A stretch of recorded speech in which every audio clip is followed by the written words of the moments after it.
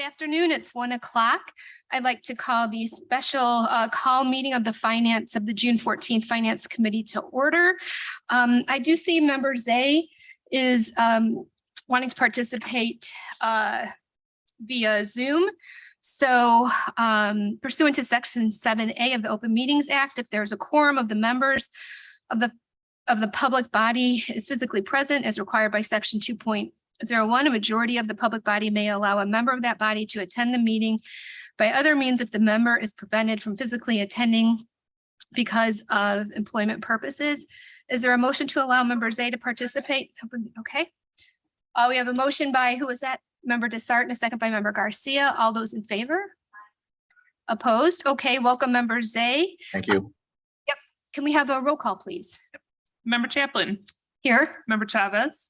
Member Covert. Member Desart. Member DeCiani. Member Eckhoff. Member Garcia. Here. Member Hart. Member Krajewski. Member LaPlante. Member Ozag. Member Pachalski. Member Renahan. Member Rutledge. Member Schwarzy. Member Selman. Member Tornatore. And Member Zay. Here. Great, thank you. We have a quorum. We do have one member of the public here that would like to make public comment. Mr. Sheehan, if you'd like to come forward, our public comments limited to 3 minutes per person.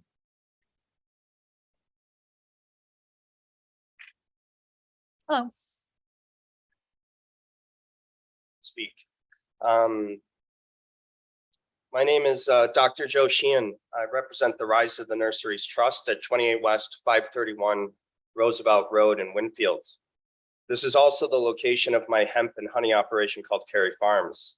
I have brought with me today a hemp plant. Genetically, this is a cannabis plant, but it will produce less than 1% THC. I am requesting that the ban on cannabis cultivation be lifted so I can produce cannabis with a higher THC content.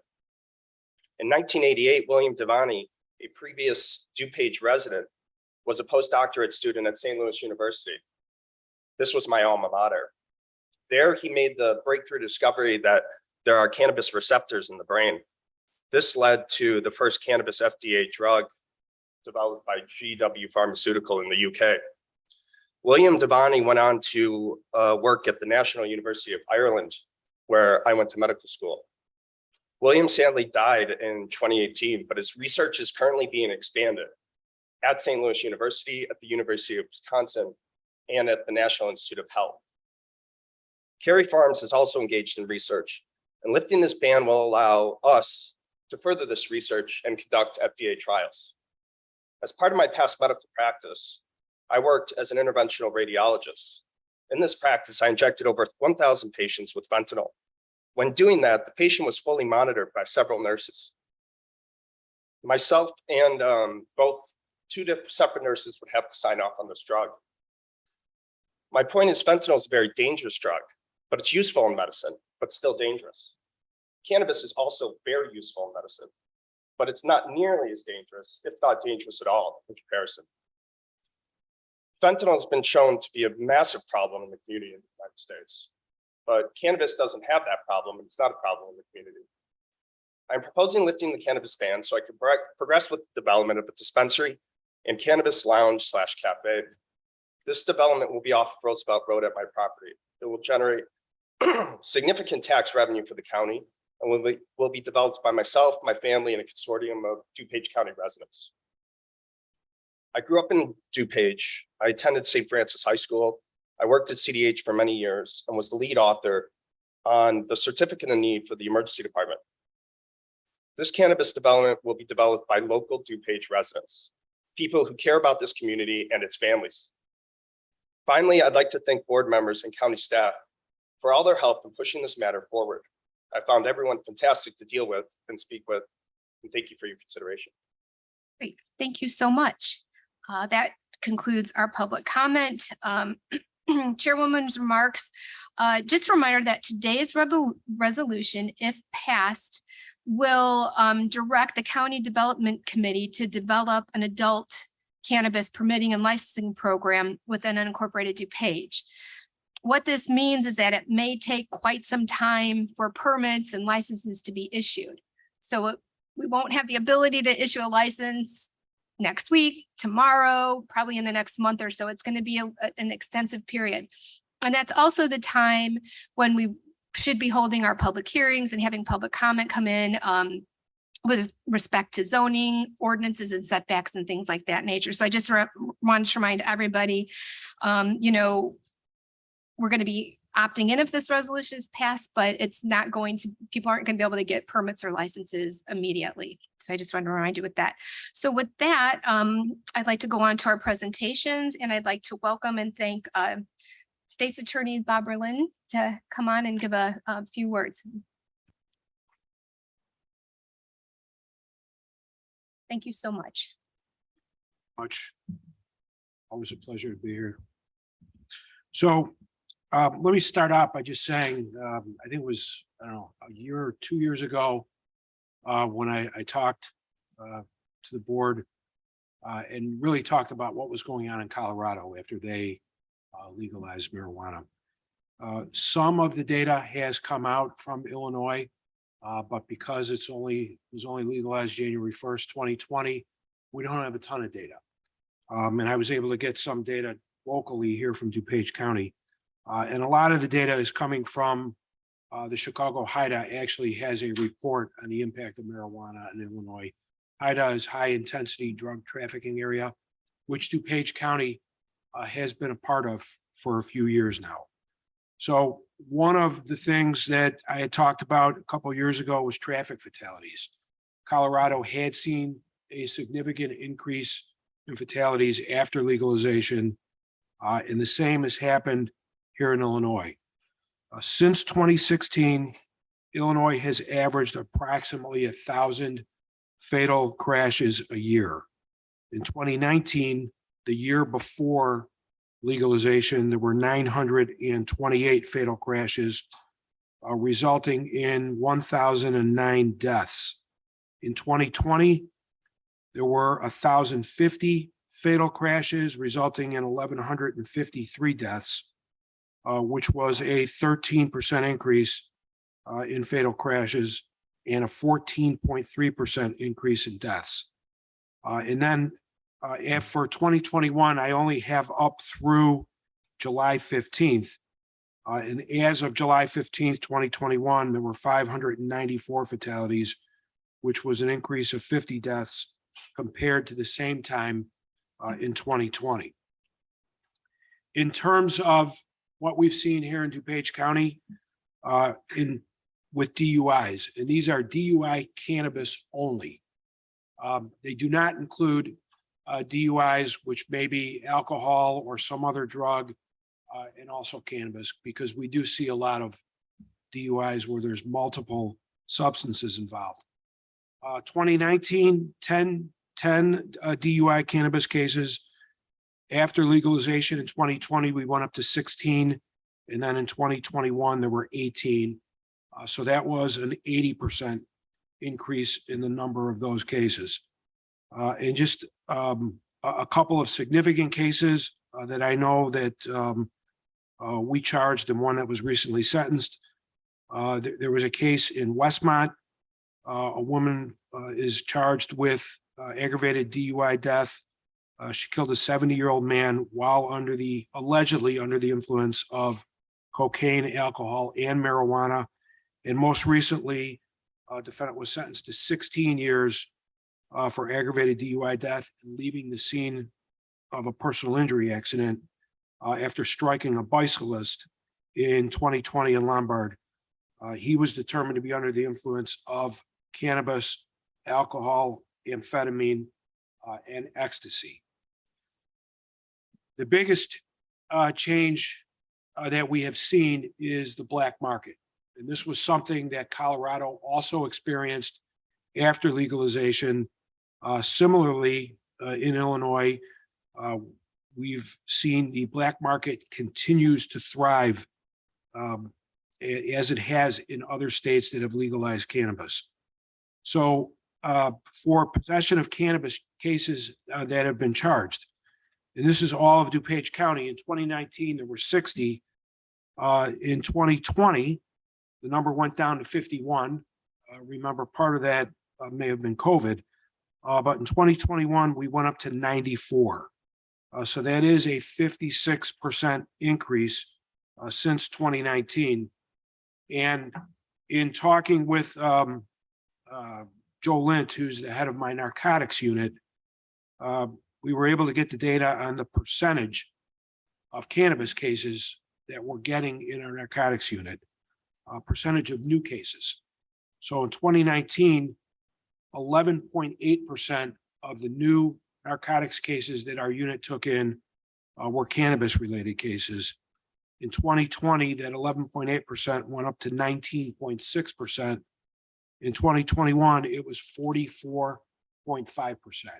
So clearly a significant increase in cannabis cases that we're getting. The DUMEG, our DuPage Metropolitan Enforcement Group, has indicated the same. They're handling a much higher percentage of cannabis cases. And significantly, we had a case that really made national news where we had 4 co-defendants charged with cannabis trafficking. They had a warehouse filled with cannabis. And one of the defendants in that case is not only charged with cannabis trafficking, but actually is charged with firing the shot at one of the police officers during the chase. The last thing I just want to talk about are some of the challenges to law enforcement with legalized cannabis. And that is the fact that there is still no chemical test that's available, unlike alcohol. Everybody knows what a breathalyzer is, the 0.08 limit. We still don't have a approved saliva test or some other test for cannabis. And the state police is still researching saliva-based testing. And one of the issues that we continue to have in Illinois are drug recognition experts. There's a lack of them. There's only 122 in the entire state. As we've seen, the field sobriety tests that police use for alcohol, they don't correlate with cannabis use. Those tests are really not very effective in determining if someone's under the influence of cannabis. So you do need a drug recognition expert. There's a lot of research that shows marijuana dissipates very quickly through a person's body. In Illinois, the legislature came up with the 5 or 10 nanogram standard. It's 5 nanograms per milliliter of THC in your blood, or 10 nanograms in other bodily fluids. And what the research is showing is people can be under the influence of cannabis below that number, or some people can be over that number and not be under the influence. It's a real issue, and it's something that the General Assembly is going to have to take up. And the problem is there's still research being done because it doesn't dissipate through the body the way alcohol does. So it remains to be a challenge. Again, oral swab has never been tested in court. The 5-10 nanogram standard is clearly debatable, and the connection between THC levels in a person's blood, saliva, and their brain has not been accurately established. So that is a challenge for us going forward. Unfortunately, that's really all the data we have at this point because it's relatively new. I'm sure next year there'll be another report that comes out with a lot more information. Great. Thank you so much. Do we have any questions from any members? Member Rutledge? Do you have a time to take a couple No, questions? of course I have time. Okay. Yes. Okay. Thank you. Thank Okay. you. I have a couple questions. Thank you. So the numbers that you talked about, percentages sound pretty high, but the actual numbers, not so much. So my question is, how did those numbers of, I guess, impairment, how did those compare with alcohol impairment and DUI stops? In terms of the increases, raw numbers. So how many DUIs from alcohol do you experience in a year versus how many from cannabis? Okay. I don't have the exact number, but I'm confident in saying that the overwhelming majority of the DUI cases involve alcohol. Okay, And I think there's a couple reasons for that. One of which is what I talked about is it's the difficulty that police have in detecting someone who is under the influence of cannabis. so that's one of my other questions as well. So if you don't have a field test that shows impairment, are people volunteering that, or is that part of a blood test, or how do you get to that point if they're not showing impairment? The only way, if they're not showing impairment, a drug recognition expert can do field tests. They're different tests than your classic field sobriety test for alcohol. But the only other way to do it is through a chemical test, Okay. either blood or some other bodily substance. And the law is that that test has to be within 2 hours. Okay, so that's my last question is, how long does it take for cannabis to clear the body once somebody has used it? There's a lot of studies, but a certain amount of cannabis dissipates, I think, within like 15 minutes. It depends on each individual, but a lot of studies show within a couple of hours, it starts to dissipate. So it's very difficult. That 5 or 10 nanogram standard, even someone who's over may show no signs of impairment. Right. And someone who may be under actually may But it actually could be be impaired. days after use where it would still come up in a blood test, correct?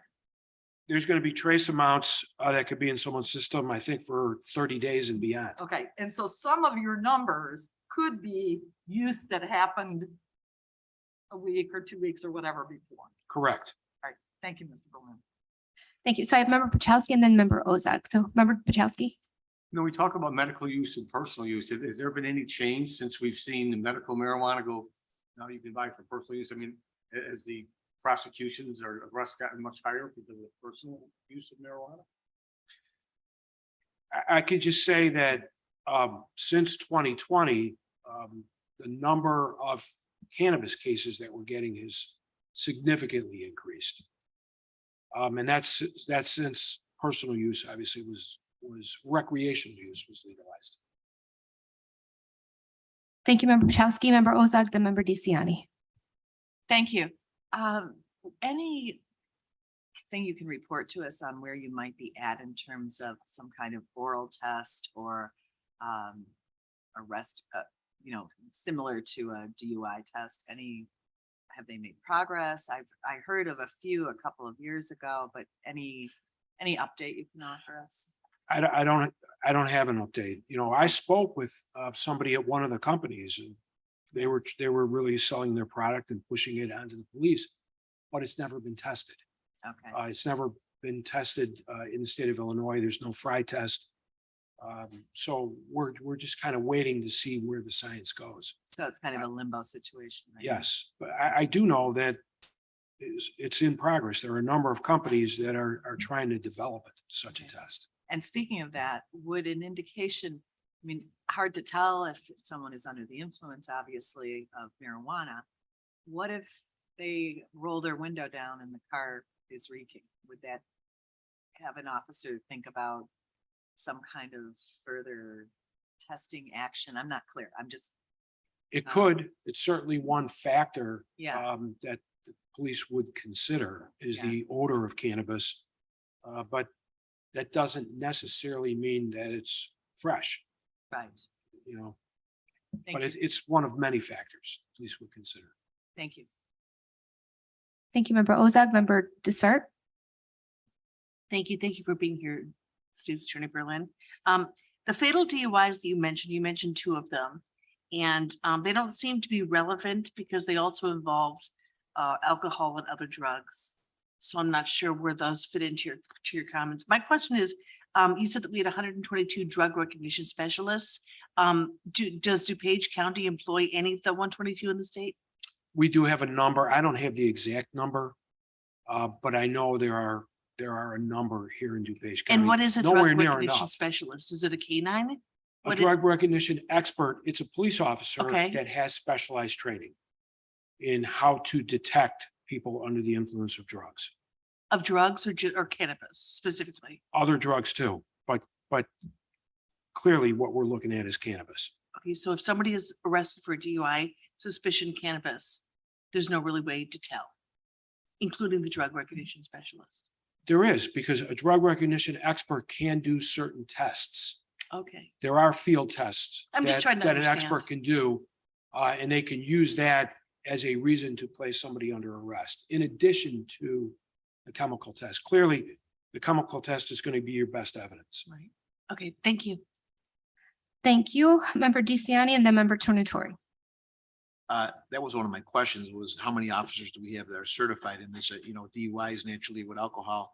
We've got protocols and virtually all of our officers are trained and certified. But if we're seeing increases of 80% with just a handful of certified officers, I would assume as more and more officers get certified, we're probably going to see even more numbers based on just the pure fact that they'll be able to actually evaluate and be able to determine if somebody is under the influence. Do we have any idea of numbers there? And I don't, and the sheriff may be able to better answer that question, Okay. but I would agree, as we get more drug recognition experts, sure, our cases will increase. sure. Clearly, the police will do a much better job of detecting On a the follow-up, drivers under the influence. my other concern, I've always brought this up, on the medical side, I get it and I'm supportive of that.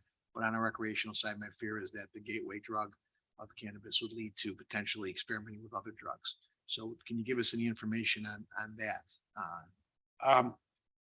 There is research that Mhm. shows it's a gateway drug. I know Karen Ayala is going to give a Sure. presentation later today. I would imagine that she will address that specific issue. She's probably in a much better position than me to address I that. understand.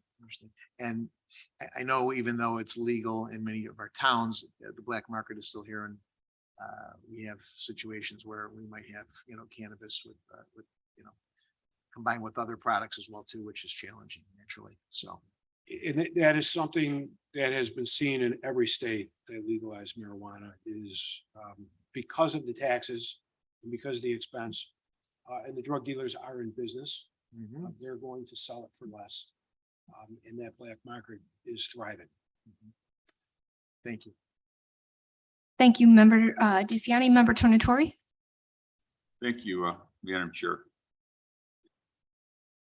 As some of you know, I prosecute these cases for a municipality here, and I would just say that what Bob is talking about were, I think, just DUI drug cases. I think you said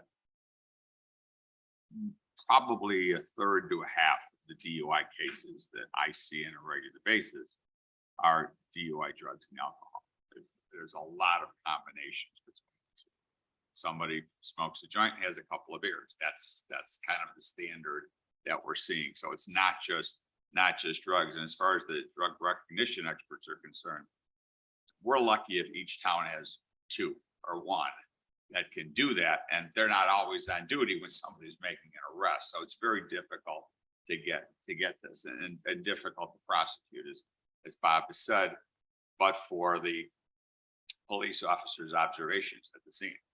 If somebody's again slurring their words or has problems communicating, those may be indications of impairment. But as Bob has indicated, it's not just cannabis, it's cannabis and other things which ultimately lead to the DUI. Thank you, Member Tornatori. Member Krajewski. Thank you, Madam Chair. Real quick, Bob, at the beginning of your discussion, you mentioned the vehicle fatalities. Were those numbers, were those ones that were drug related?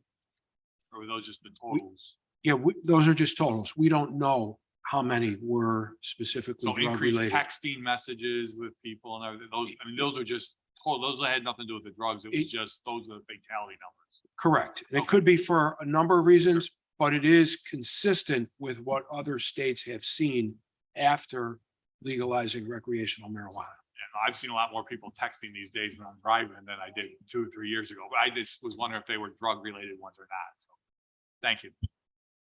Thank you, Member Krajewski. Any other questions for State's Attorney Berlin? Okay, I don't see any. So thank you so much for your time and your presentation. It's Thank you. appreciated. So thank you. very much. Great, thank you. Okay, next on our agenda, we are going to welcome Karen A. Ella. Karen, come on down. Thank you so much for coming. I want to thank all the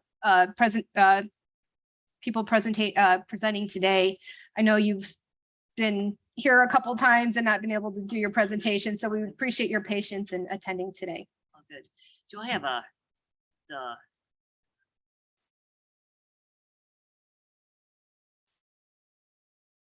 great.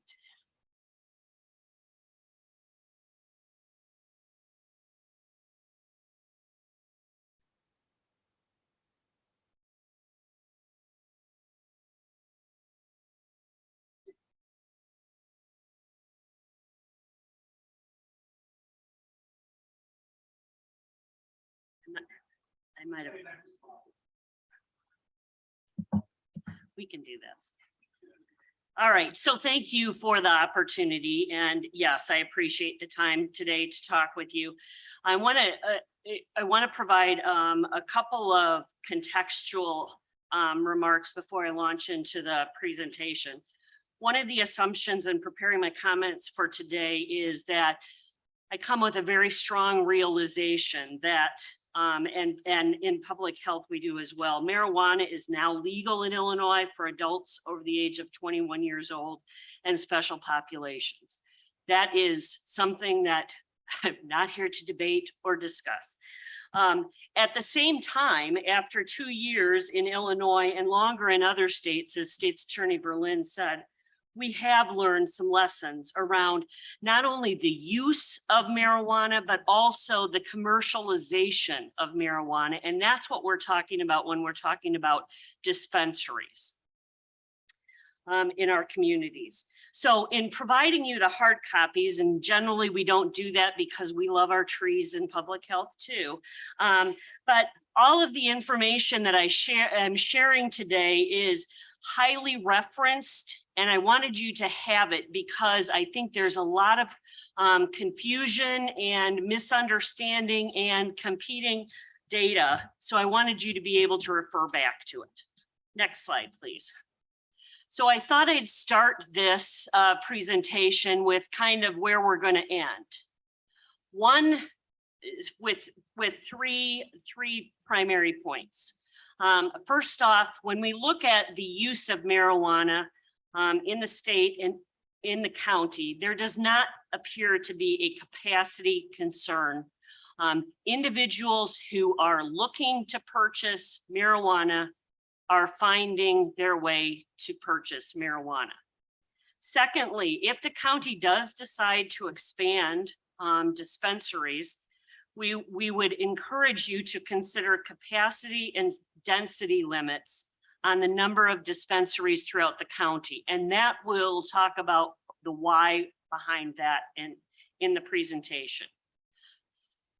Also, if we expand dispensary locations, we feel it's very important. This is a very new industry in the state of Illinois. There are lots of opportunities to improve the oversight and regulation on this new business, because what we're seeing is a lot of the same business practices that we saw when other substances were first legalized. And again, I'll go through that. And finally, you cannot increase the availability of marijuana in a community and not have negative impact on youth and other special populations. So as you're looking at this potentially as a revenue opportunity, I would ask you to consider setting aside some of the revenue to invest at the start on youth prevention and treatment. And the recommendation is for at least 50%. Next slide. I want to just quickly review. This is not, we're not talking, you don't go to the dispensary and buy the same drug that we smoked in college, right? It is very, very different. The potency is different. There's different ways of ingesting it. And it is that element of the commercialization. Now somebody's livelihood depends on their ability to sell more marijuana, period. Next slide, please. One of the primary concerns that we have in public health is around the potency, and that's the level of THC. In the 60s and 70s, you see that the potency was 2 to 3%. Now we're seeing upwards because it's become a chemistry project. We're seeing the potency actually get to 99% or even higher. We have concerns about that. Next slide will show that these products increasingly have these high levels, and that in fact is what people go to get, is they want the highest potency product available, not knowing what it's going to do. Now, why is that a concern? Next slide. Understanding that the legislation that we're operating under allows adults who have the ability and capacity to make informed choices. But most of those law-abiding citizens are not the ones that we're most concerned with, right? We have learned that once commercialized products are available, both the advertisement targeting the youth and other individuals who may not be eligible for purchasing it, as well as the packaging and online ads are a concern.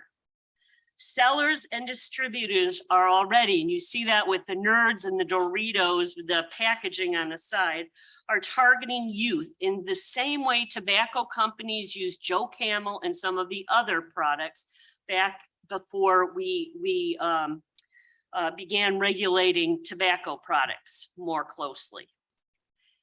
Next slide also talks about the fact, and this is this is why we have regulations, right? In any industry.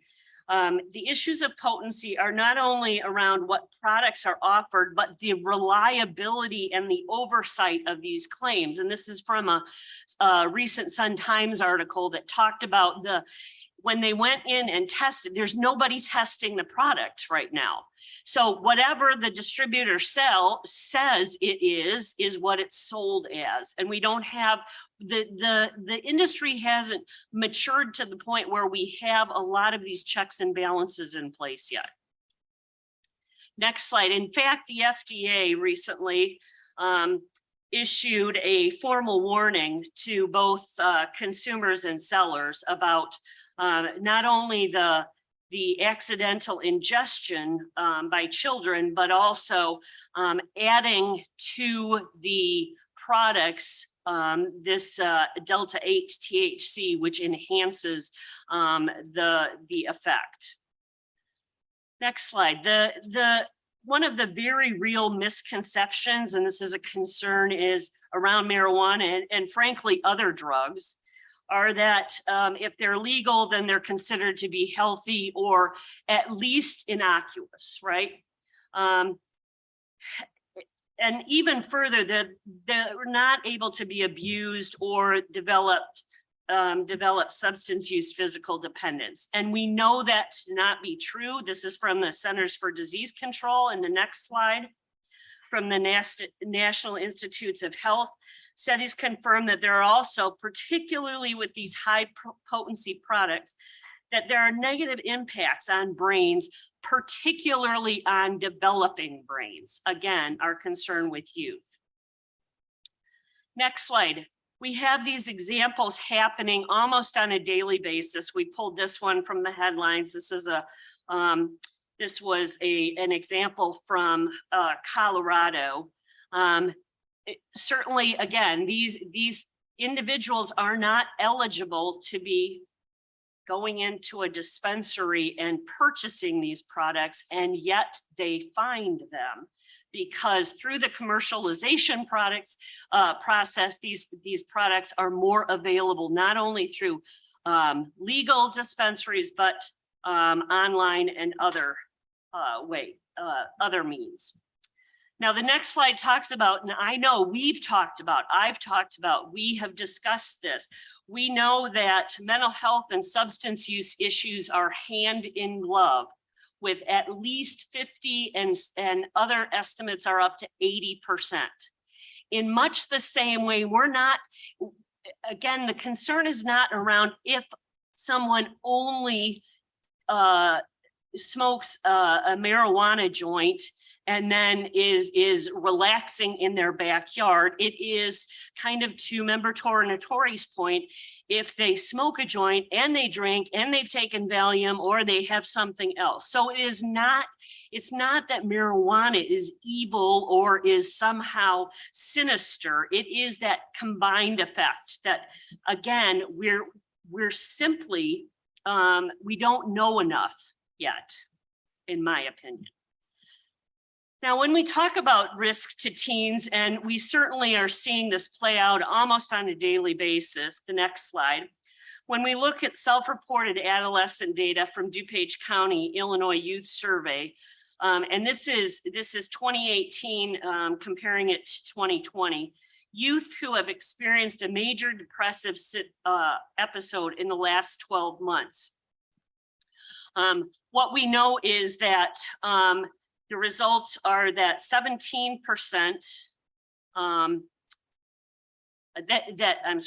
DuPage high school students are 2 times greater compared to the national average of experiencing depression. This mental health data for youth in DuPage is concerning. It's concerning because not only is it double, but it is one of the very few ways in which we stand out as a negative standout when it comes to health in our community. When we look at suicides, next slide. And that's the graph that goes along with depression. Next slide. Again, suicidal ideation rates amongst DuPage high school students, and this is self-reported again, are higher when compared to the national average. And the next slide you have information on the graph. Next slide, please. And the next slide. Now take okay, and this was, next slide. High potency products, because of their impact on the developing brain, is of a specific concern in healthcare and mental health.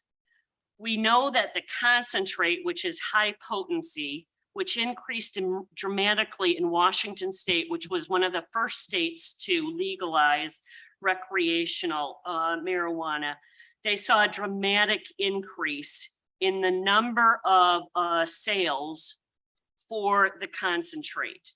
And I have a slide later on in this presentation that shows what we're seeing in DuPage County. Next slide. The more a product is normalized, whether that be tobacco, alcohol, or marijuana, and what I mean by that is everybody's doing it. It's okay to go out and buy. And even if you put that, if you're of the legal age, the more we normalize, we know that teen behavior not only decreases the perception of risk, somehow it becomes less risky, but it also increases the motivation to use. And we see that across our teens. Now, next slide shows where we have, in blue, we have towns that currently operate a marijuana business, and the pink are towns who have passed local ordinances to allow them.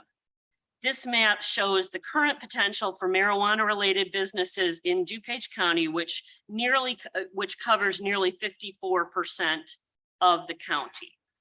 Expanding the marijuana industry in DuPage County would be concerning, as data shows that youth who live near a dispensary and who view ads for that business are, again, more likely to use marijuana. Next slide. So we looked at the zip codes. We pulled the zip codes of where the cannabis dispensaries are located and what the population of residents under the age of 21. And we see that nearly 80,000 individuals under the age of 21 currently in DuPage County live in a zip code where a dispensary is located. Why is that important? The next slide, which is a 2020 study by Washington State University, found that the location of cannabis retailers influences adolescents' intention to use. What we know about advertising is what we know about advertising. The more you're exposed to the advertising message, the more apt you are to take the behavior. Regular exposure, conscious reminders through advertising, storefronts, billboards, and particularly with our teens, online ads results in increased use. Next slide. In fact, a study that was funded through the National Institutes of Health indicated that 1 in 3 youth age 15 to 19 who live in states with recreational marijuana engaged actively with marijuana advertisements on social media. Adolescents who engaged had 5 times higher odds of cannabis use. But, you know, Illinois passed a law that had pretty restrictive advertising components, right? So what's going on? The next slide shows some of the actual ads. And this is this is my point about regulation and oversight and the immature nature of this, this business right now. These are all ads that we took pictures of from DuPage County. Next slide.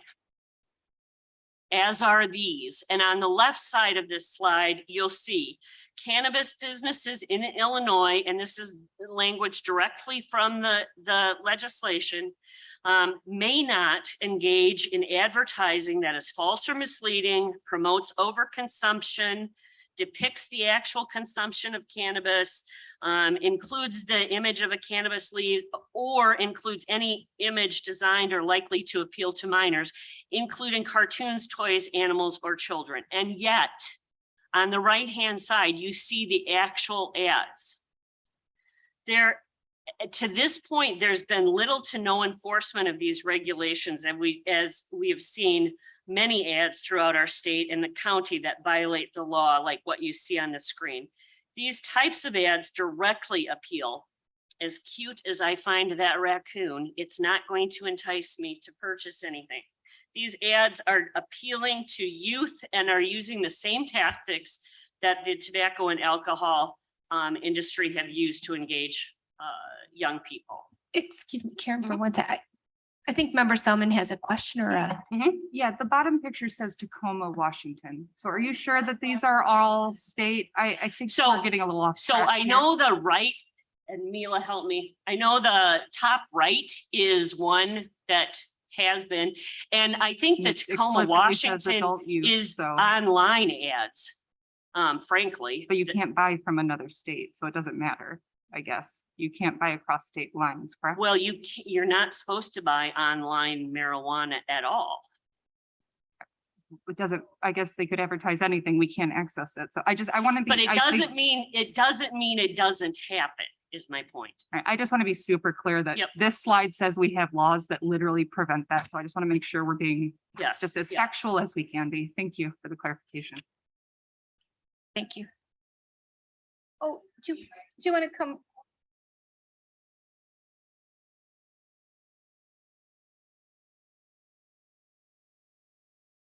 Thank you. I could see your question being about the different ads, but I think the point here is that the raccoon slide is showing an ad that was on 355 that was here. And it says um, adult use though, so I don't think there's Oh, any. it absolutely says adult use. I confusion think that, there. wait, the point is that it's for it's really kind of being geared toward maybe a younger audience than that. On the billboard that was on 355, the adult use part of that wasn't really evident. So we can But show it you still more makes a examples. qualification, I guess. I just want to be really clear that when the law is Excuse me, there, that guys, we're we're having a- following the law, can we right? Be respectful of our speakers, I'm please. being Thank you. respectful. I'm just following up. Thank you. No, thank you. So, okay, thank you. Continue, please. Thank you. Increasingly, next slide. Increasingly, marijuana products are being developed to look like candy or even medicine.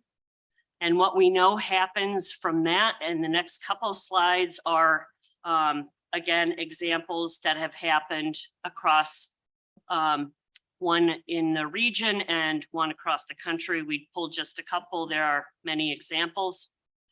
Next slide. This is information that we obtained from the Illinois Poison Control Center.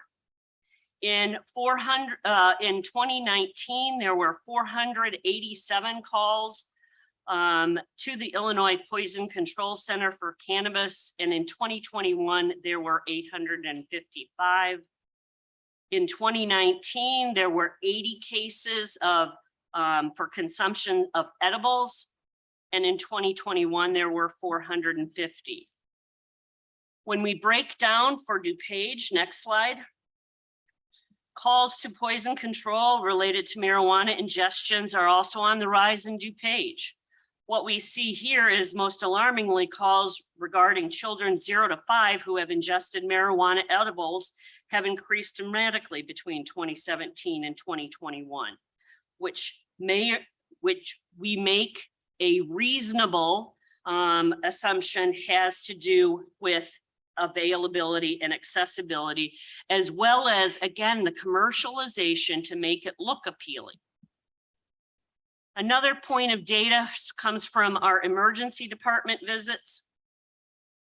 And again, next slide, this is only 0 to 18. So again, this is kind of back to my point that we think of marijuana as being something that's innocuous at worst, healthy, or enhancement at best. We see, in fact, that there has been an increase, and certainly the 2020 numbers are thrown off. This is as recent as we can get them. But we see that pediatric individuals in DuPage County are receiving care in emergency departments as a result of both alcohol and cannabis. Next slide. We also now have information, again, from the National Institutes of Health. So when it comes to the capacity limits and density limits, would one more dispensary matter? If we add, and what this group did and studied, and their findings were that if you added 1 dispensary per square mile, you can anticipate seeing a 6.8% increase in marijuana hospitalizations with individuals. Again, no one that they looked at has teen use legal marijuana, right? Everyone has adult use marijuana laws on the book. And yet 12 to 17-year-olds were at highest risk for requiring marijuana hospitalization. And of the people who visited the emergency rooms, 40% of those individuals you can plan on being subsidized with insurance through Medicaid, Medicare, or being uninsured. Next slide. Now, State's Attorney Berlin talked about this, and I'm assuming that the Sheriff's Department will also talk about this. I don't want to talk so much about the numbers here because I honestly am not sure where the specifics and how this information is collected, but rather what I would like to point out is the trend line. So we see this is the alcohol driving DUIs is what? Getting less.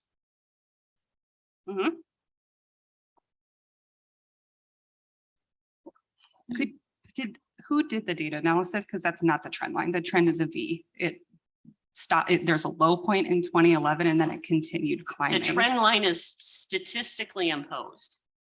By who? I'm so sorry. Did you guys The analyze it or the whatever the statistical study was? software that we plug this into. Right, you pick the trend that it does though. So like you tell it what kind of trend line. We say, what's the trend line of use? Is it going up or is it going down? I mean, it's a very conventional use. It just isn't what's reflected. So if I would really like the back information on how the trend line was devised before we say that this shows a trend. I think that'd be super helpful. Well, I think the next slide will be very clear. Next slide. This is cannabis involved fatalities in the state of Illinois. Next slide. Through our Impact DuPage Steering Committee, through the Health Department, as well as partners in the community who are interested in the health and well-being of our residents. Once again, we selected 2 top health priorities. One of those continues to be mental health and substance use disorder. And I bring that to your attention because it's not only mental health and substance use disorder treatment, but it's also prevention. Next slide. So do we have enough capacity for individuals who are choosing to purchase and eligible and absolutely have the right to purchase? Well, in 2021 alone, and this data is hard to come by. So this is all we could come up with. 2021, $1.4 billion in sales was accounted for in the state of Illinois for recreational cannabis alone. And you'll see on the right-hand side of that graph, I won't talk about trends anymore, but it's not going down. Next slide. Last week, or maybe it was the week before, the Illinois Department of Public Health provided the first report, statewide report on what has been the experience in the state of Illinois. And this data is from that report. And you'll see that the adult use retail sales is peaking out in February of 2022 at 132 million. And you'll see that the other line is the medical use trend line, and that too is increasing. Member Rosa.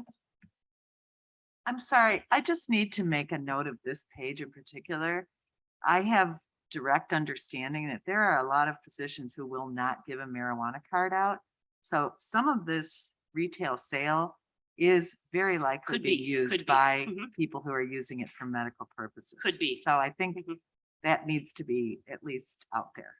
Could Because be. there's a lot of doctors who won't do it, or it's a $200 or $300 visit, et cetera. So there's some deterrence to getting a medical card in spite of the discount. So- The other with medical, the medical access, the medical program is you don't necessarily need to be an adult in order to access that. So with medical, there may be children who are, because of their legitimate qualifying medical conditions, accessing that. So that's another criteria. But there's also a resistance on some physicians. parts as Absolutely. well. And Absolutely. they're at their, it's their prerogative to either Mhm. give or not give a card. Thanks. Thank you. However, we have seen, which is the next slide, we have seen even with that resistance by medical providers, we have seen that qualifying patients for the medical cannabis program have increased significantly from when it was first launched in 2015. Finally, almost finally,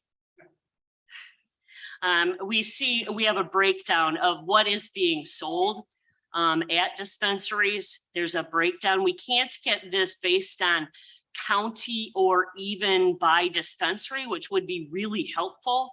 But again, the legislation prohibits that level of transparency. So all we have access to is statewide data, and you will see that marijuana extract for inhalation, which is the solvent for vaping, which is certainly very attractive for individuals of all ages, as well as then the usable marijuana. Again, a piece of information. But how does the tax for marijuana compare to other, if we compare it to other sin taxes, if you will? The next slide provides us with information from the comptroller's office. And we see that certainly the level of sales and tax revenue that is garnered from. This was my point, I was gonna ask you. It's legal in Illinois to use marijuana. We have 9 dispensaries for 930 people. How many hundreds of liquor stores or thousands of liquor stores do we have?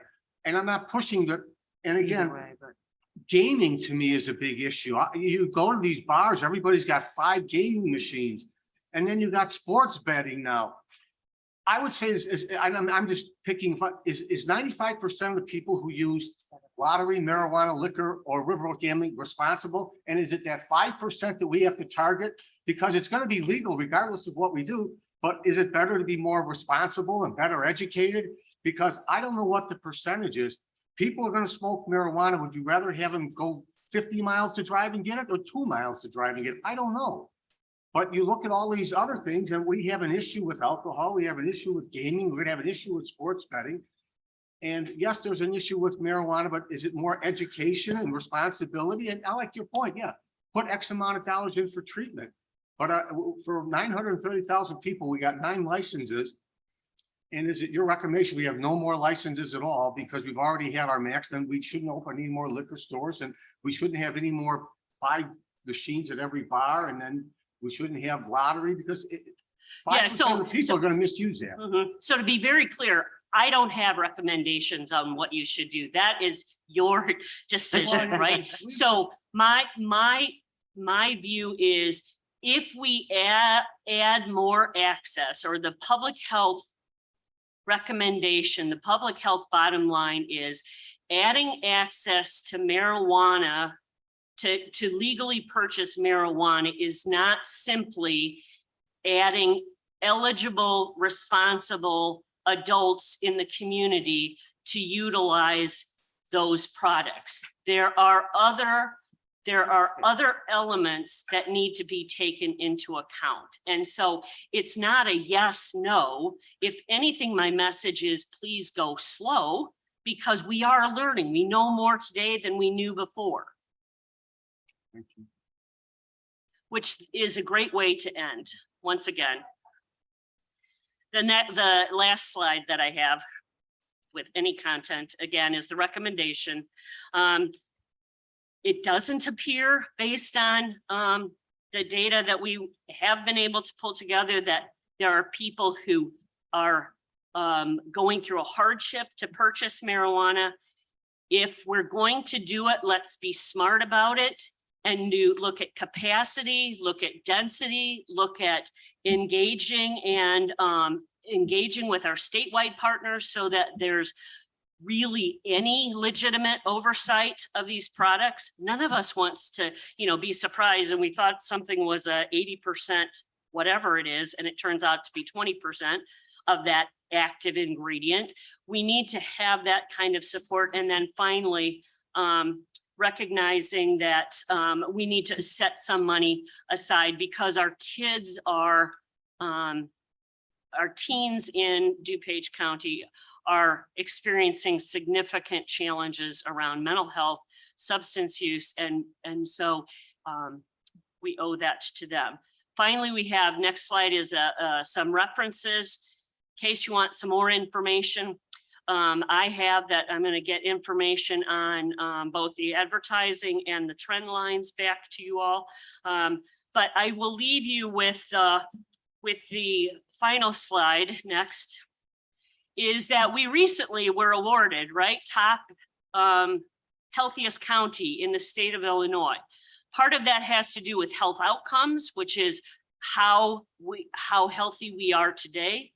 The other part of that is health factors, and that is a predictive kind of measure. Like what are our younger individuals, our younger residents doing now to predict kind of the where we'll be in 5 to 10 years. So I would just say I appreciate you devoting the time to this. I appreciate the opportunity to talk with you because this is not a simple decision. Thank you. Member DeCiani, Member Chavez, Member Tornatori, Member Garcia, and then I have some comments, but go ahead, Member DeCiani. Thank you. The question I have is regarding the challenges with cannabis and side effects. Can you talk about like issues like hyperamines, I believe it's called, syndrome, and also paranoia, and how marijuana may have effects on those two things? So when the substance, and Mila, do you want to take that one? So I'll just start by Karen and I are, neither of us are doctors. Sure. But I think you're asking a question that is in the data that you've seen in the emergency room and maybe some of the poor outcomes. We've talked about that and those medical things like you've seen extreme vomiting or paranoia or mental health breaks, things like that, that come with using some of the products. That's an emesis. Yes. Right. And I think high THC is one of the concerns that we have talked about with that. And also, do you know what you're buying? Thank you. The effects, Seattle and Colorado, can you explain what they've seen in those two states that were some of the pioneer states in these challenges? So they are seeing higher hospitalizations, and State's Attorney Berlin talked about the higher driving under the influence rates. Again, even with that, I don't hear anybody that's looking to pull back on the legalization. I think it's instead a fine tuning perhaps of how best to regulate and monitor. Would you say that access though makes it easier? If it's easier accessible, that becomes potentially more of a challenge because more and more people just have access to it. And I know, back when we were kids, maybe one of our older siblings bought beer for us and we would drink, and now we have older siblings buying pot, and now you're smoking. So again, what we're seeing. That definitely seems to be a pattern of human behavior. Yes. Right. Thank you. Member Chavez. Thank you, Chair Chaplin. I was wondering if we could look at that cannabis involved fatalities line slide. It looks like it starts at 2007, and I'm wondering after what State's Attorney Berlin said, if we just weren't testing as much for those. I mean, even given what Member Tornatori said as far as what he's seeing in prosecution, do we know kind of how testing was done in 2007 versus currently? I don't have that information. I think that's probably a very valid point. Okay, that maybe there wasn't as much testing at that time.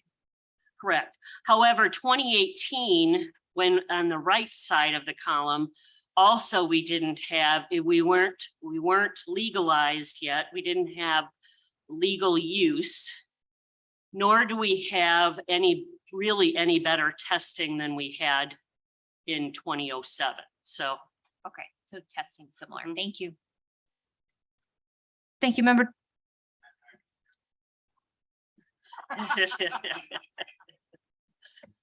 Member Garcia, the Member Rutledge. Okay, thank you, Karen, for your presentation today. I really appreciate it. Couple of comments on this. I definitely, I think that's something that we should consider is taking some of the money that we do approve this down the line and putting it towards, the youth and investing it towards the mental health issues that are going on in DuPage County. I think that is a really, really good idea. In terms of, you had said that no one's inspecting. Who is that? What jurisdiction would that be under that someone would be inspecting? So I'm not, the regulations and I think maybe delays and some of the inspecting and things that have gone on at the state level is probably, I don't know if it's related to COVID or where the But there delays should are. be somebody. There should inspecting. be, yes, and you know, Okay, so it's compliance somebody like, checks and those things we like should that. like, we should talk to our state. You should absolutely talk to about it, people at the especially, state that level. makes me a little concerned. Yes, both Okay. IDPH and probably, you know, throughout the law enforcement. There's multiple state agencies who are responsible for the oversight of Illinois' adult use cannabis program. And so sometimes when it's a distributed model like that, it's always somebody else's responsibility. I don't know if that's the case. I think the COVID situation certainly went into it. I think it's also just a matter of, this is a very immature business. Right. Right. So, you know, It's just a matter of everything catching up, I think, quite honestly, at this point in time. And one of the things that what you had brought up and things that things are being formed in the shape of like things that attract children and things like that, which to me is a little bit troubling, but quite honestly, shame on the parents. Quite honestly, that's kind of how I feel, because if they have this at their house, they should be locking it up. It shouldn't be out. I mean, it's almost like Tide Pods. You know, they lock them up so kids can't get them. So, I mean, that's something they should be. I mean, I grew up on smoking candy cigarettes. So I'm going to age myself right there. So, you know, they don't make those anymore. So I think that may be also in the evolution also that, you know, that's going to be maybe something that isn't going to be going forward. Or if you do buy something as a parent or an adult in the house, lock it up so your children can't get to it. That's definitely something you should do. And quite honestly, in terms of the advertising that's attracting the youth, I do see your point on that. But my gosh, have you ever seen a beer commercial? Because, you know, on the Super Bowl, I'm laughing my head off, and all the kids are in the room too, you know, at the beer commercials. So they're doing the same thing. So, you know, I think this is a sin, you know, thing going on that's attracting all youth. So I think we have to be cognizant of that. But thank you. Thank you, Member Rutledge. Thank you, Chair Chaplin, and Karen, thank you for putting all of this information together. Much like, you know, some of the other comments, I'd be totally on board with putting some of this money toward mental health issues. The packaging, is that dictated by the state, or can we pass laws that have to be plain, can't be colorful, can't, you know, can we adjust for that? yeah, and in fact, we have adjusted for that. And so it is not possible to buy a bag of marijuana with Doritos on the front of it at a licensed dispensary in Illinois. However, there are bags of marijuana that are packaged in Dorito form that are found and used in the state of Illinois. So I would liken it to like fireworks or something else that, you know, you're not supposed to buy in Illinois, but you can get, or through the amazing use of technology and internet, you can purchase Well, from and anywhere. more likely than not, if that's the case, it's probably a black market product to begin with. Yes, Okay. yes. So then one of my other questions too is, oh, I turned my pages, so I got too many pages turned here. Your graphs, this one in particular is the one I was looking at. The cannabis involved fatalities, Illinois or nationally? Illinois. Okay. 200, I know 211 is way too many, but I'm gonna bet that there's 3 times that number in alcohol related deaths in this state. Well, it's also somewhat dated data in that it's from 2018. So we've seen an increase even prior to legalization. And that's why it's like, you know, in the absence of this being, you know, us having the benefit of 10 years or 20 years of experience, we have to use the data that we have. And so this was a piece of that. And thank you for leading right into my next point, actually. So the monthly cannabis retail sales, I would suggest that this is not so much marketing that's getting to this. I would think that it's a conversion from an illegal market to a legal market for users that have been using this for a long, long time. You'll be all shocked to know that I know several marijuana users and none of them have mental health issues. Not all of them go to work every day. And then my last question is, are there any capacity rules for when we consider liquor licenses? I am not familiar with what those are. Nick, I don't know if liquor licenses, capacities. So when a business is applying for a liquor license.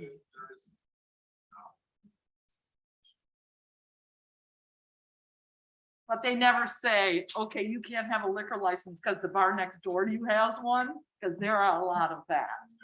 Okay, thank you so much. Okay, thank you. Member Desart, Member Renahan. Thank you. Thank you for your presentation. I really appreciate it. A couple of things I wanted to touch on. Number one, the advertising. You said there's little to no enforcement. Do we know whose job it is to enforce? We know it's a statewide program, so the enforcement happens from the statewide level. We don't know. There is a complaint box on the website that you can fill out and submit. We have not seen any enforcement action as a result. Interesting. Okay, my other question is related to the THC level. You mentioned how it's higher. You mentioned the marketing behind the products. And you mentioned that Delta 8 THC is available. Was it available in the past? Why is the TH level in marijuana so much higher now than it was back 20, 30 years ago? Because it went from it has developed from a plant-based product to a chemically infused product. Gotcha. Okay. And my third point is this. It doesn't even have anything to do with marijuana. I'm super concerned with this. The depression rate among DuPage High School students is 2 times, or it says here 2 times, but you said 2.5 times higher compared to the national average. That has nothing to do with marijuana. It's just a huge concern that we need to do something about this with the Department of Health, Absolutely. aside from marijuana or Absolutely. cannabis. That's really disturbing. This is the first I've heard of this. All right, that's all I had. Thank you. Thank you. Member Renahan. Thank you, Karen, for being here. Question, I'm not sure if maybe I missed this, but what THC level is legal in Illinois? What are we really talking about? Because you've given us a sheet that says levels over 5%, then 15% is. There are no limits. There are no limits in Illinois. While Illinois was looking at that, we did spend some time talking to lawmakers about regulating THC. It didn't seem possible to be able to regulate that. Okay, none of the municipalities have voluntarily. I think the industry doesn't, the industry regulation would itself. have to, yeah, it's a tough thing to regulate. Thank you. Thank you. So thank you so much, Karen. And Thank you. I just, a couple comments and not really any questions, but I think, and I don't know, Member Tornatori's not here, and I don't know if we could do this or not, but if this resolution does pass, and I don't want to put extra work on your department, but could we have somebody from the health department either attend the development meetings to help develop the regulations on this? I mean, could we, how would that work? Could we have them in just as an advisory, or, because I think Karen makes some good points, Karen too, about the proper storage. There's a gun storage legislation right now, and maybe, DuPage County, maybe we put some kind of program together about proper storage of marijuana so young kids don't get it. I mean, there's things that we can do to help that, but I'm just wondering if Karen's department could help us craft that, or just sit in on the meetings. How would that work? We would welcome their involvement in Yeah, I think anything that with might. development. There's going to be the fine line. Obviously, the board can regulate zoning and building and entitlement, but as far as the actual product itself, that's probably, we can't go there because we're not home rule. Right. And it's regulated by the state. But as far as zoning, we would absolutely like to, if the board decides to move forward, we would incorporate their knowledge into what we present to development. Yeah, I think that might be a great way to go, because a lot of what you said made a lot of sense. I agree with setting aside some of the revenues for prevention and treatment, and the advertising to youth. I don't know if it's out of state or how we regulate that, but I do think there are things that we can do to help with that, like you said, the education, maybe promote a safe storage. If you're going to use it, hey, this is how to store it, keep it away from your children. And even with density limits, you might have some, recommendations for us. So, and the oversight too. So I think, you know, together with the health department, we might be able to come up with a really great plan to move ahead with our permitting and our licensing. So thank you very Yeah, we'd be much. happy to. Yeah, I appreciate your comments here today and thanks for coming for the 5th time. So yeah, only 3. Okay. Who's counting? And then last but not least, we have our sheriff department and we have Chief Torp coming up. So thank you very much. We appreciate your participation in today's meeting as well.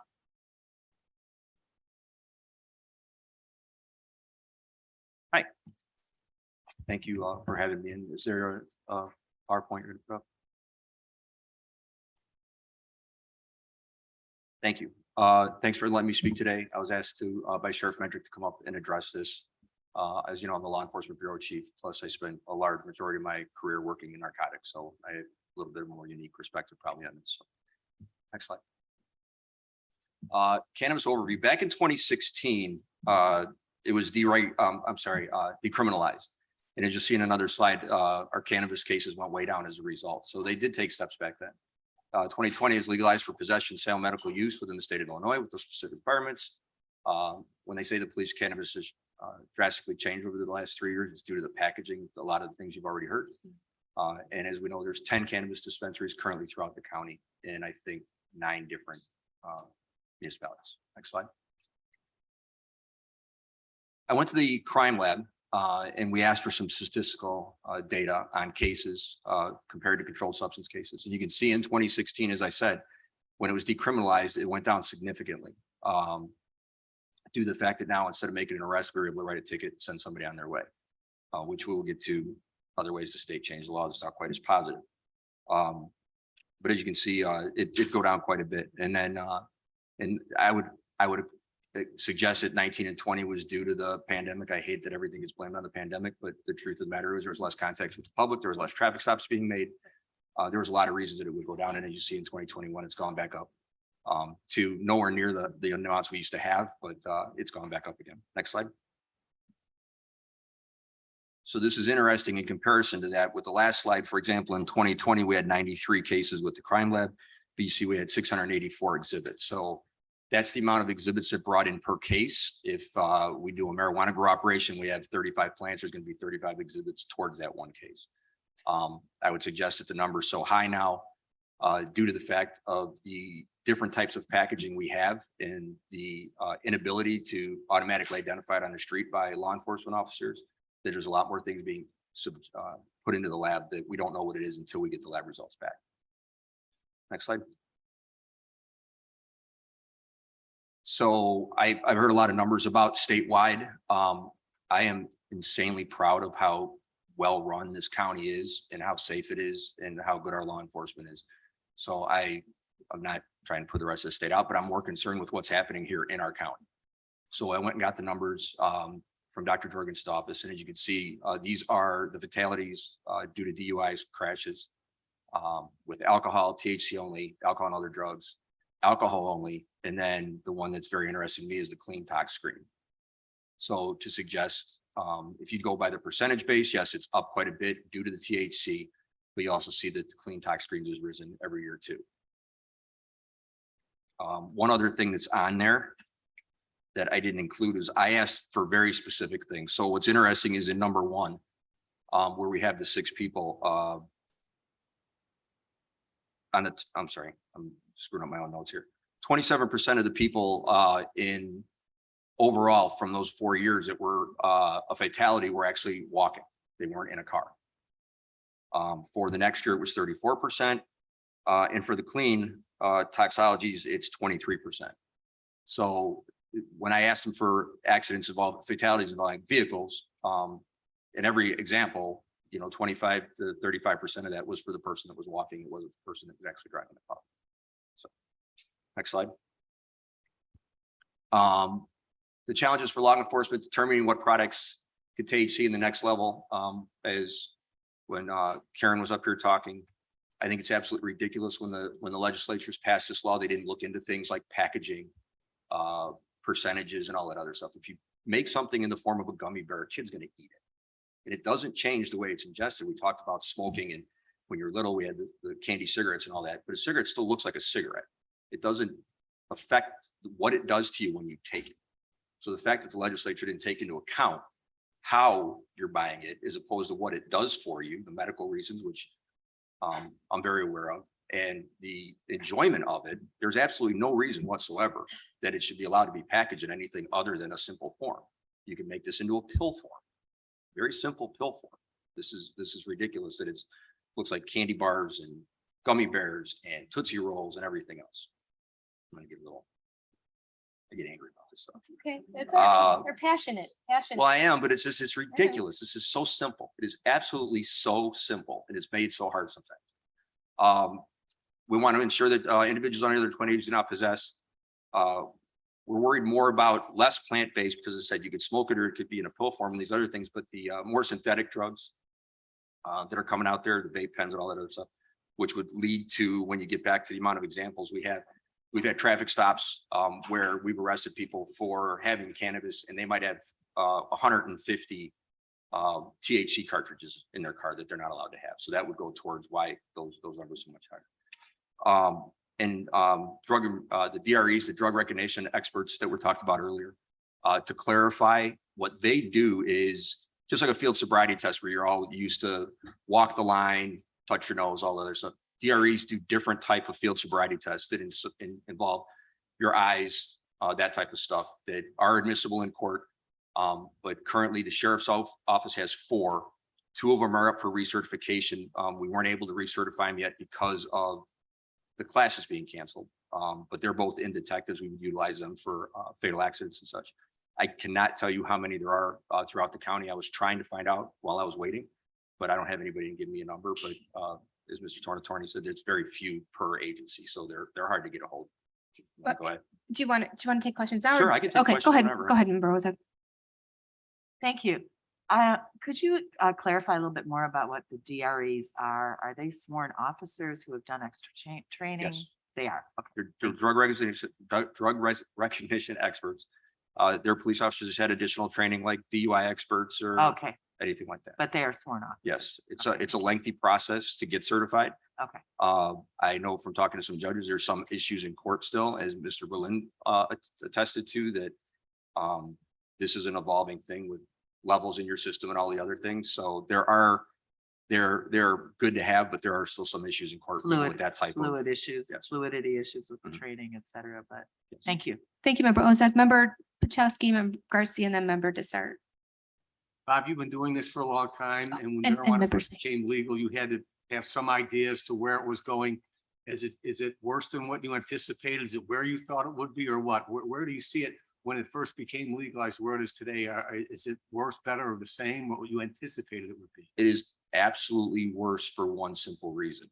And I'm going to get back up on my soapbox because I'm very passionate about my line of work. When this became a state issue and it was pushed by all the legislatures about how law enforcement was preying on marginalized communities and people of color, and we're going to go ahead and we're going to drop all these old cases and all that. And they blamed it on law enforcement. What the state of Illinois did, if you know your legislatures, you should speak to them about this, is they made it legal. But they also changed the traffic law for driving with it in your car. So before, if you were driving down the road with it in your car and you had a small amount, and I stopped you, I could write you a simple ticket and send you on your way. What they did was now, unless it is in a sealed with the barcode from the dispensary on it, container, any amount you have in your car is now a Class A misdemeanor. So if I stop you for your little bit of marijuana that back in the day I would write you a ticket and send you on your way. Now, as a law enforcement officer, I have to arrest you for that small amount. So what they basically did is said, we'll make it legal, but if you don't buy it from us, it's even worse. And who do you think can't afford to pay the extra amount to go to a dispensary with the tax and all that? The same communities that have been buying it that way forever. So if you're going to do anything, get that law changed, because we're not out there trying to grab everybody, but you took it out of our hands. And even with the Class A, now you're talking about the tow of the vehicle. There's another $350 that they can't afford. So that is what the state did. They didn't think about what they were doing when they came up with how it can be sold. And if they put any thought into what they did with the traffic law, it's almost criminal what they did. So. Okay, Thank you. Member, who was next? Member Garcia, then member Zay, then member Renahan. Okay. Did you, and member Desart? Sorry, I couldn't remember if you raised your hand or not. I'm sorry. Okay, go ahead. I'll write it down. Thank you, Chief Torp. And I do want to tell you that I made a joke about a candy cigarette earlier, but I share your frustration. They shouldn't be in any shapes that are any kind of shapes that look like candy to children. Right. They really shouldn't be. I don't understand it either. I think that things should be sold where they look like, you know, they used to, and so you knew exactly what you were getting as an adult, and it was safe for all ages. So I definitely agree with you, and I wish they weren't. So I wish that we could do something about that. Thank you, member Garcia. Member Zay. Thank you, Madam Chair. Chief, thank you. You answered part of it. I know some board members have talked about social justice, and after the state legalized, I mean, again, officers were able to write citations for small amounts. And I think you stated it pretty clear that you can't anymore, that these people are, for any amount, if it's not in a sealed package from a dispensary, I mean, the citations are disappeared now. This is really costing a lot for these people that have this. I mean, so it's really like a double standard or backfire to what they really wanted to do. And maybe that's something we can put on our legislative agenda for next time to get that, you know, the way it should be. And hopefully you can seek your input on, you know, crafting some legislation that makes sense when it comes to small amounts and, you know, doing this, because it's actually doing the opposite, I think, of what they intended. Yes, it did. And the reason I get so mad is because of the way it was sold to the state, the people of the state of Illinois. That's what gets me upset. Yes. Okay. Thank you, member Zay. Member Renahan, member Desart, and then member Tornatori. Thank you, Chief Torp. I appreciate the information you gave, in particular with putting in the clean screen in there. That's something we really have not seen in the past when we look at numbers in terms of injuries and, you know, the terrible things that can happen. Also the pedestrian information. So I appreciate your bringing that to the picture.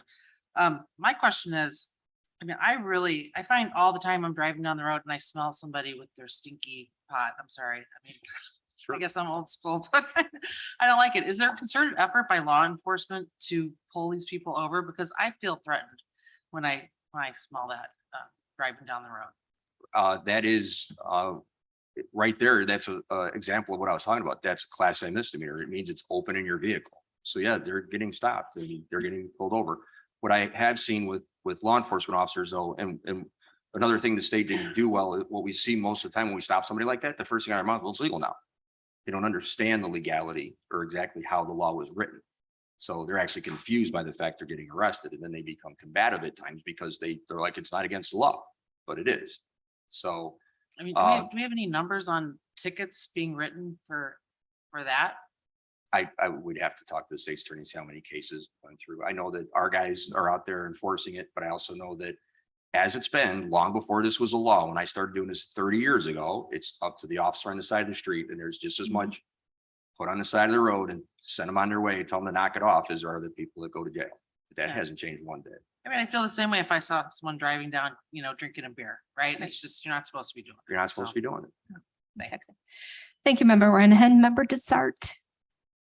Thank you. Thank you, Chief Torp. My question is completely out of context now because I wanted to bounce off something member Ozag said. But so back to the drug recognition experts. Did I hear you correctly to say that DuPage County is 5 on staff? 4 on staff. We have 4, but 2 currently need to be recertified. They were scheduled to go, but the class got canceled. Okay, and also to let you know that I'm with you. I don't think that this should be shaped like gummies, or I saw suckers, lollipops in there. That absolutely, that's wrong. That's wrong, and that entices children to partake when they shouldn't. Thank you. Don't get it wrong. I am not anti-cannabis.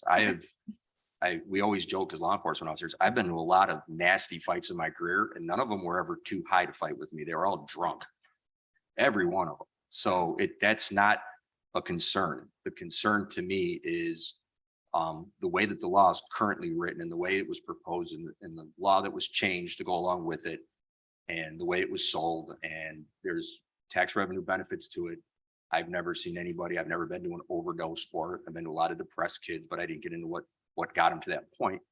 But as far as crimes go, I've talked to a bunch of chiefs that have them in their town, and they're all talking about adding more. They haven't had any problems at their dispensaries whatsoever.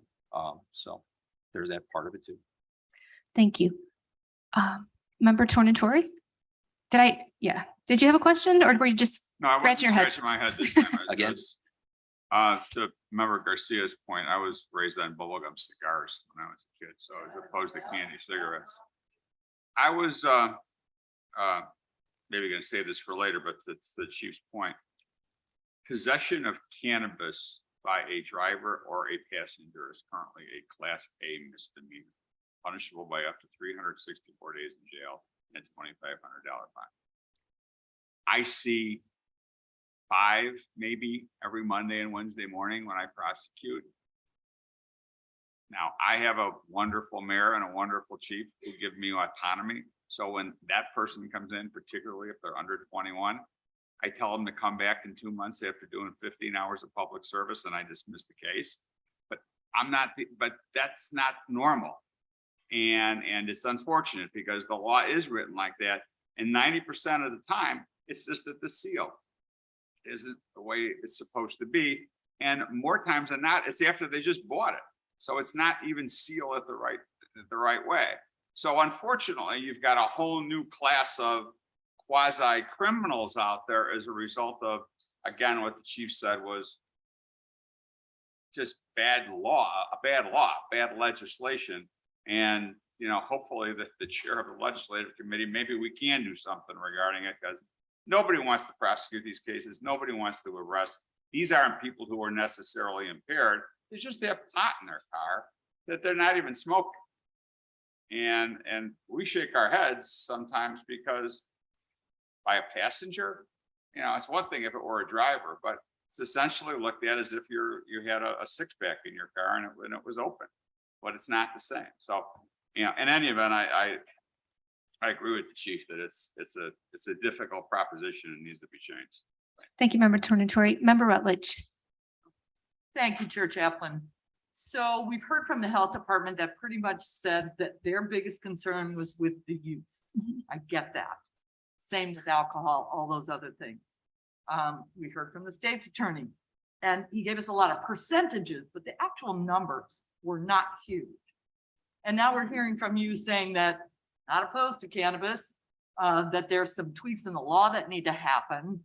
But overall, I haven't heard that this is the worst possible thing that could possibly happen in DuPage. And we have 10 dispensaries that are actively working, providing products to their customers. I think that should be available to people in the unincorporated areas. So with your approval, I'd like to call the question. I think we have discussed this to death. Well, first of all, I didn't know if Chief Torp finished his presentation because I think we just started asking questions. Did you finish it? Hold on a minute. Wait. Because I just want to make sure. Did you finish your presentation? I'll be done. Does anybody has any other questions? Okay, Member Dessert.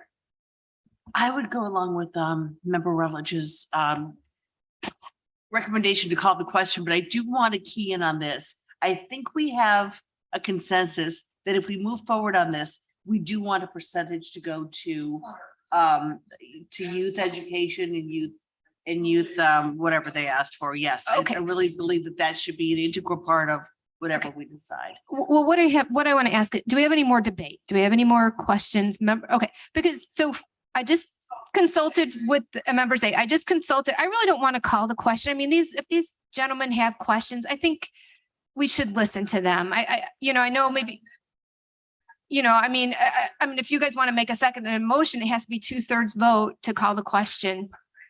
So I don't know that we'll have 2/3, but do you want me to take a vote on it? Okay. I just think, no, we've discussed it quite a bit, but I think we need to be respectful to the members that do have questions and want to ask more questions. So, and I see Member Krajewski, Member Zay, and Member Pochowski. Are anybody else in my list right now? Okay, Member Zay. Well, I don't know if anybody else has questions for me. Do you have more questions for Chief Torp? Okay, no, you don't. I'm sorry. Thank you so much. Thank you. We just want you to stand there. Thank you. Thanks so much. Appreciate it. Okay. So members, go ahead, please. Thank you, Madam Chair. You know, I was just going to ask our staff, and we've heard a lot about this. Do we have, obviously, the districts are different. Do we have a map of where the breakdown is of where all the unincorporated area is and where any of these could be cited?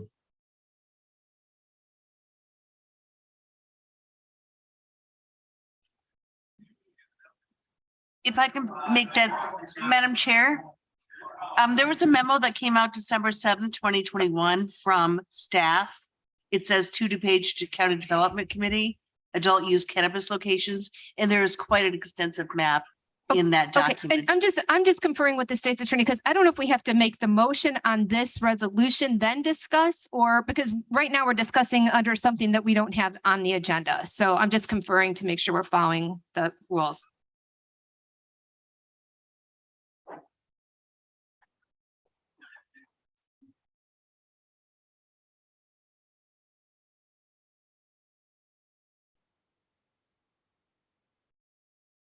Okay, we're okay to discuss this under presentation still, so. Okay, so who had the question on the map? Members A, okay, so Paul Haas is here. I don't know, can you see the map, Jim, members A? I can. Okay, that's the same map I have. And if anybody looks at it, it's disproportionately amount of businesses in District 6. That's my main concern. If you look at them, it looks like majority are in District 6 in West Chicago and Carroll Stream. I mean, again, if we're looking at this, this is going to have a big influence on my district. I don't know if I've heard enough right now to, you know, to move forward. Okay, thank you, members A. Member Krajewski? Thank you, Madam Chair. Yeah, I had a couple of questions. I mean, once when we discussed this many months or years ago, there was really only 3 places based on the statute that we could put them into unincorporated, and they were in Industrial Park or places where nobody was going to relocate them anyways because they want to be on major thoroughfares. Once the law changed, I know back in September of last year, we started talking about looking to see whether we'd allow them here. And I think Paul did a good job of coming up with 25,000 square foot areas on major arterial roads. I think it was there like 168 spots. Is that what we have unincorporated? 141. So there's only 141 spots that they can go in. Eventually, I mean, a number of municipalities allow them already, and more are going to be coming into municipalities. And they have either going to have 141 additional choices or not. Those places will just locate in an incorporated area. We heard some people talking about giving some money to the health department. Is that only if we pass it, we're going to give them the extra 75 basis points we get in an unincorporated area? And if we don't pass it, we still get all the money for all these ones that are going to open up in or incorporated areas. And then I know there's 10 of them. And I don't know if staff has looked at other ones that are coming in here. I know Westmont's getting ready to get another one on the south end of Westmont in my district on Cass and 63rd. Willowbrook, they called me the other day about how you go about filing your ordinance, because it appears they maybe didn't file theirs either. But they have one, I think, that's coming in August. So when they approved it a year or two ago, maybe they didn't file it with the state. At least we're filed, so we'll collect it. So I know there's at least two more coming in incorporated areas in my District 3. Do we have any idea? Does staff have any idea? Are there other ones that are coming in here to DuPage that we're aware of in incorporated areas? I mean, I don't even know if they tell you, Paul, or if we keep in touch with municipalities. So we've got 17 municipalities that have opted in. We know that there are 10 active dispensaries in the county. There's an 11th license that has been issued, but they're not operating yet. 11 for Northern Illinois or for DuPage County?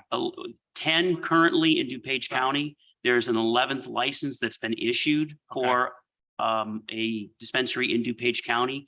We're not sure where that's at though yet. We think it's down in the southern portion of the Are you county. familiar with Willowbrook's one at all? We think it's either Willowbrook or Westbrook or Westmont, but that's the only one that we're aware of that's not operational yet, but it's going to be down on the southern portion of the county. That's the only ones that we're aware So of. maybe those two that I've talked to, we're looking at open up. And then the question is, because isn't there a class action lawsuit going on now for the next bunch of licenses that are coming out? So there are 110 licenses that are out there and active. Right. There's 185 licenses that are available. There's been an Additional 185? additional 185 licenses that are available. That's been going on for about a year and a half through a class action lawsuit. That lawsuit is over now. And they are going to start distributing what they call conditional use dispensaries. And what a conditional use dispensary license is, it gives you the opportunity to get all your documentation in order. And if you get a conditional use license, then you will have the ability to actually turn that into an actual dispensary license. The letting for those licenses is going to start occurring in July of this year. And there'll be 3 vetting processes. The first will occur in the DuPage region. It's called the Chicago, Naperville, Elgin region, and DuPage is in that. So that first letting will occur in July of this year, and then there'll be another one in August, and then another one, I believe, in September. So those licenses we'll start to see those dispensaries start to come online sometime in the fall of this year. Okay, so there's 185. Is there a certain amount allocated to that region? You just said DuPage, Elgin, Chicago. In our region, it's 119, approximately 119. So 119 of these will come available, and they have the ability to come to DuPage or somewhere in that region. That's correct. And the region is the Chicagoland region, the Collar counties, Lake, McHenry, Kane, Will, Kendall, Chicago. It also includes DeKalb and I believe Ogle County, Grundy County, just is that the south. end of it then, or is there another round of licenses coming after this 185 that was tied up in court? No, the 185 are the only ones that are tied up in court. There is the ability to issue more licenses in the future. I think there's a total of approximately 575 dispensary licenses that are available that in the statute that could be available. But right now it's just the 185 that will be issued sometime in the fall. So this one license that's left is probably one that's either going into Westmont or Willowbrook. It's down by me that both towns seem to think they have. Yeah. So that's the one. The rest of them are going to be coming out at least sometime in the fall, as you said. There'll be 3 rounds, 119 for up in our area, which maybe, who knows, 30, 40 of them, 20 of them maybe coming into DuPage. I know I've spoke to Greg Budeloff, our economic development, who's DuPage head, and he says that he gets routinely must be getting calls from these licensees because he gets a lot of calls in DuPage County about wanting to open these up. So I assume that's where they're coming from. These people that were in the class action suit and now they're going to let out these licenses so they have the opportunity maybe to get them. So I guess what you're saying is this fall is when we're going to see the ability of people to open up if it's either unincorporated or in other villages, the 17 communities that allow it. Correct. To be clear, there are 110 licenses that are out there. There were 4 inactive licenses. I mean, they're licenses that are available. So the license that you're talking about is probably I shouldn't say probably, it's part of the 4 that have been sitting around from the original issuance of the licenses back a couple of years ago. But the 185, they have not been let yet, and they'll be starting to get these conditional licenses in July. Because I think in conversation I had with Westmont, Curleaf opened one in the north side of Westmont. They tried to talk to them about they had no license available. So they wanted them, because they were familiar with them, to maybe open up the other end of their town. So that makes sense. All right, yeah, thank you. Thank you. And Member Chavez? Thank you. I just wanted to propose, I know there's talk about getting money to the health department, but I would propose that we table that specific issue for today and just focus on the passage. of this. Absolutely, But then absolutely. we get the information from the health department as to what they need and what that might look like. Absolutely. Any other questions? Member Potowski, and then I think we're going to wrap it up because I think somebody else I'm got to get confused. going. We only have authority over unincorporated areas, and that's 2 to 3 licenses, and then the other 100 and some are all the municipalities who can do whatever they want within their jurisdiction. Is that a correct statement? Well, I'm not sure I understand that, but we have 10 dispensaries in DuPage County right now, all incorporated. Yes, but of the 108. So we got 118 in unincorporated, if people want to do that. Well, the way it works is that in it's based on the Bureau of Labor Statistics area, and our area is the Chicagoland area, which is all the Collar counties plus DeKalb County and Grundy County. So there'd be 119 licenses available across that entire area. But is there any regulation as far as distance from another dispensary? You can put one across the street like you can with liquor stores, if that's what you want to do.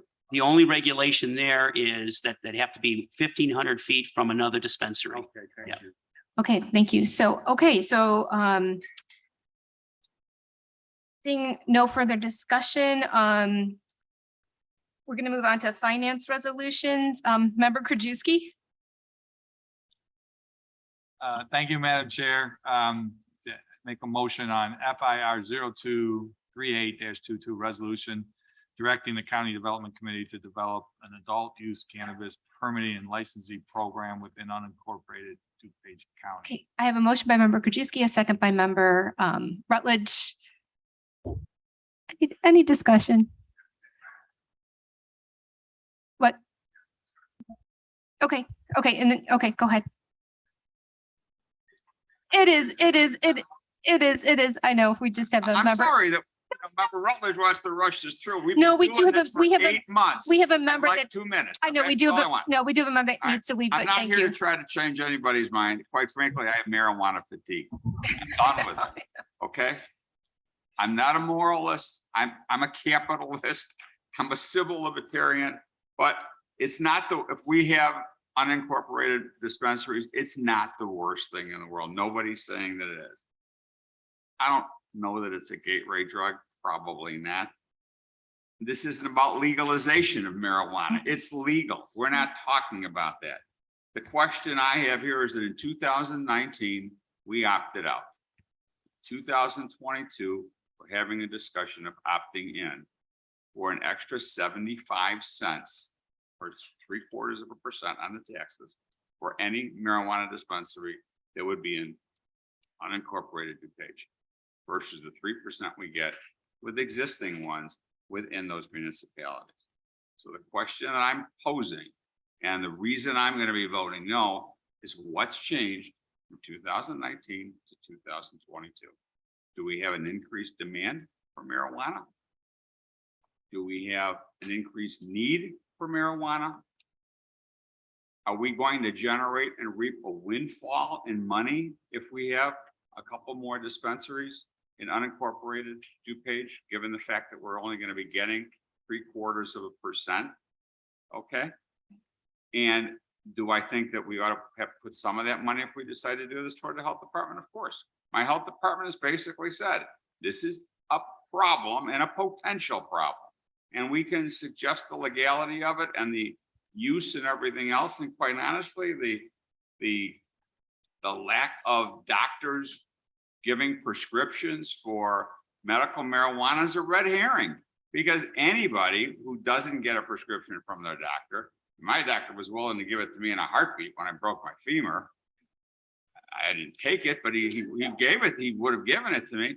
You can get it legally. You can get it in a recreational facility. So the fact that your doctor doesn't give it to you, it doesn't really mean very much. I think the bottom line on this, it's not going to generate a whole heck of a lot more money. So for me, this is all about convenience. It's all about convenience to the user, as opposed to spending 10 or 15 minutes to drive to get marijuana. You can now go 5 or 10 minutes away. That's what we're dealing with. That's what we spent a lot of taxpayer time on, a lot of taxpayer money on to make this discussion. It's not going to change our budget. Not going to give us a whole heck of a lot more money. And what is the downside? I think we've heard to some extent what it is. Let's call it what it is. It's for convenience. Thank you. Thank you. But I do think that we also will get the general sales tax revenue, which I think is 1.25. I'm not sure. Is that right? We'll get we'll also get the general sales tax. So we'll actually, we get that if it was in Addison. but with the new store, we'll get more, we'll get that general sales tax on top of the 0.75. So it's a little bit more money, but whatever. But thank you. I appreciate your comments. You, what? Member? Yes, go ahead, Member Renhen. We got to get. I want to address what has changed, because I think we've come a long way in the past 2 years when we first discussed it. And I think what we heard today was, yeah, it's legal. We all know that. But we've also heard that the black market is exponentially bigger. As a parent, that's what scares me, unregulated cannabis. And, we see fentanyl laced cannabis, we know overdoses, a tragedy. We haven't even talked about that today. But when I get together with other parents, they say, go to a dispensary. Don't get it somewhere else. So for me, that's a big difference. Yeah, thank you. Okay, any other questions? Member Krajewski? Yeah, just two things. One, didn't we already kind of, we're going to send this to permitting licensing? Is that in addition to what we already kind of came up with development, where we said 141 spots. And so this is in addition to what we just did. Yes, Okay. yes. Yeah, and I mean, the thing that changed from a few years ago is there's only 3 places, whether we approved it or not, nobody was coming here Right. in 2019, because there's only 3 spots. Now, all we did based on the law changing is saying, you know, we're gonna put them where they're gonna want to go on major highways. They want to go in high traffic areas. That's where they're opening up everywhere. Right. And again, it like, is, Member Torrentori said, there's really not a lot of additional money. We get about maybe 30 grand more a month at 375 versus if it goes across the street in an incorporated town and we get 3%. So it's not a lot of money, and it really honestly doesn't matter. If we don't do it, they'll be here in an incorporated area and we'll see 3% tax. Right. Right. Thank you. Yeah. And I think minds have changed too over the last 2 years. So And as those 140 sites that they can go in, several of those businesses probably already have a thriving business that they're not going to have it there anyway. So Right. if you, in reality, it may be 10, 15, and they may not even go there. We may not have any. So. right. Right. Exactly. Exactly. We're just letting the opportunity there. Member DeCiani, and then we're going to close the conversation and take a vote. Go ahead, member. Again, we're the gold standard for the county, and only roughly about a third of our communities currently have cannabis sales in their town. So 1 in 3. So we're basically saying it's okay to do. And again, that's my concern. We've heard that it's a gateway drug. There's plenty of data on it. That chart that shows the death rates is going up alarms me, and I'll be a no. I understand both sides of it, but I still, again, when our opioid deaths are off the charts, and you see that chart that goes straight up, and you see Colorado and these other states that have done this, and they're just in you know, they're in tough situations. So I don't agree with it, and I'll be a no. Thank you. Okay. Thank you. Okay. Yes. Can we have a roll call vote, please? Member Krajewski. Aye. Member LaPlante. Member Ozag. Member Pochalski. Member Renahan. Member Rutledge. Member Schwarzy. Member Selman. Member Torrentori. No. Member Zay. No. Member Chaplin. Aye. Member Chavez. Member Covert. Member Desart. Member DeCiani. No. Member Eckhoff. Member Garcia. Member Hart. 1, 2, 3, 4, 5, 6, 7, 8, 9, and 5. The resolution carries.